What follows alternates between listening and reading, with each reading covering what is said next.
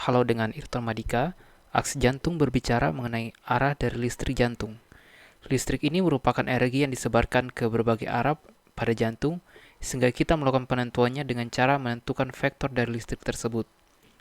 Mengapa kita perlu melakukan penilaian aksi jantung pada interpretasi EKG? Saya akan jelaskan pada akhir video ini. Mungkin Anda pernah mempelajari vektor pada pelajaran fisika SMA. Vektor adalah besaran yang memiliki arah. Misalkan ada sebuah benda memiliki gaya sekian Newton dalam arah X dan sekian Newton dalam arah Y. Maka penentuan arahnya dengan cara menghitung resultan gaya arah X dan Y. Dihitung menggunakan rumus yang sudah ditentukan. Penentuan vektor listrik pada jantung juga memiliki prinsip yang sama, tapi kita menggunakan instrumen EKG untuk memperkirakannya. Seperti apakah vektor listrik jantung? Listrik jantung berawal dari SA node, kemudian menuju AV node untuk sampai ke ventrikel. Ujung dari ventrikel atau apex berada di bawah lateral terhadap AV node, sehingga arah listrik jantung yang normal adalah ke arah bawah dan ke arah kiri. Aksi jantung ditentukan dengan menentukan total resultan gaya komponen ke bawah dan ke kiri. Bagaimanakah EKG dapat mendeteksi sejumlah vektor listrik jantung sehingga kita dapat memperkirakan aksisnya? Seperti yang saya jelaskan sebelumnya, vektor listrik normal akan ke arah bawah dan ke kiri. Peristiwa ini akan membentuk defleksi positif dan kompleks QRS pada arah tersebut, defleksi negatif pada kanan atas, dan bifasi pada arah tegak lurus. Ini adalah gambaran EKG normal. Kita lihat di sini, lihat ke arah bawah kompleks QRS-nya defleksi positif. Dan juga lead ke arah lateral juga positif. Coba lihat gambaran EKG ini. Terlihat lead bawahnya positif, sedangkan lead lateralnya negatif. Mungkin saja total resultan gaya listrik normal jantung bukan ke arah bawah kiri, mungkin saja ke arah bawah kanan. Coba lihat lagi gambaran EKG ini. Pada lead lateral, yaitu lead 1 dan AVL, defleksi negatif. Artinya total resultan gayanya berlawanan dengan arah lead 1 dan AVL.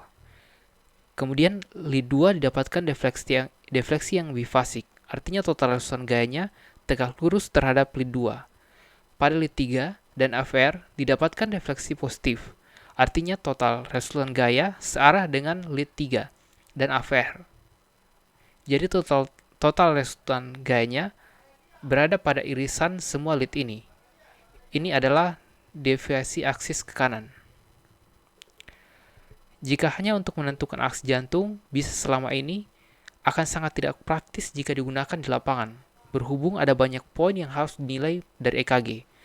Bagaimanakah cara praktisnya? Caranya dengan cukup memperhatikan lead lateral yang diwakili oleh lead 1 dan lead inferior yang diwakili oleh lead AVF. Mengapa kita hanya memperhatikan kedua lead tersebut? Karena aksi jantung normal berada di antara kedua lead tersebut. Ibaratnya kedua lead tersebut merupakan pagar dari lead normal. Lead normal berada antara 0 derajat sampai plus 90 derajat. Ada juga yang mengatakan antara min 30 derajat sampai positif 90 derajat. Jika lead 1 positif dan lead AVF positif, berarti aksinya normal. Jika lead 1 positif dan lead AVF negatif, maka aksisnya bergeser ke kiri. Jika lead 1 negatif dan AVF positif, aksisnya bergeser ke kanan. Jika lead 1 dan lead AVF negatif, artinya aksisnya berlawanan dengan kedua lead tersebut, yaitu deviasi ekstrim kanan. Mengapa terjadi deviasi aksis? Ada banyak hal yang menjadi penyebab deviasi aksis. Saya akan membahas beberapa saja. Pertama adalah hipertrofi jantung. Hipertrofi membuat daerah yang terdepolarisasi menjadi lebih luas, sehingga bagian jantung yang hipertrofi akan mengarah defleksi positif. Contohnya jika terjadi hipertrofi pada ventrikel kiri, akan membuat deviasi aksis ke arah kiri, sedangkan hipertrofi pada ventrikel kanan akan membuat deviasi aksis ke kanan. dan atau deviasi ekstrim kanan. Ini adalah contoh gambaran hipertrofi ventrikel kiri. Lead 1 defleksi positif, sedangkan lead AVF defleksi negatif. Ini adalah hipertrofi ventrikel kiri. Tampak lead 1 defleksi negatif dan lead AVF defleksi positif, yang berarti terjadi deviasi aksis ke kanan. Kedua adalah left bundle branch block.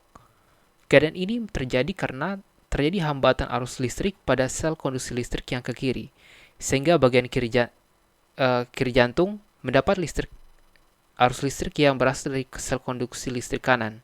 Tetapi karena jalurnya yang cukup panjang, sehingga memberikan waktu yang lebih lama untuk membentuk gelombang R pada serapan kiri.